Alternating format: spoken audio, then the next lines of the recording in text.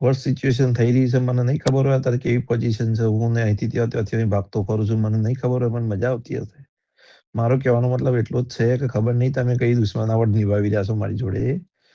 જો પેમેન્ટ હોત તો આટલા કન્ડિશન સુધી હું રાત શું કામ જોતો? તમે એ નથી સમજતા. મારા હાથમાં કઈ નતું રહ્યું, બધું 0-0 થઈ ગયું ત્યારે આ સિચ્યુએશન આવીને ઊભી રહીને લાસ્ટ આપણે રેન્ટ ના આપી શક્યા.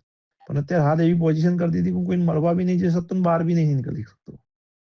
મારો કહેવાનો મતલબ એ હતો, તમે ખાલી એ વાત પર કે હા સાહેબ કહે છે બરાબર છે, ચલો આપણે આટલું એક વખત કરીને બતાવીએ, એટલું એક વખત બોલીને બી તમે કરાવ્યું હોત ને, 50% પબ્લિક કરતી ને તો આખો માહોલ ચેન્જ થઈ જતો. ગાંધીનગર ગિફ્ટ સિટીમાં કરોડોની છેતરપિંડી કરનારનો ઓડિયો વાયરલ થયો છે. છેતરપિંડી કરનાર ઉત્પલ પટેલનો ઓડિયો વાયરલ થયો છે.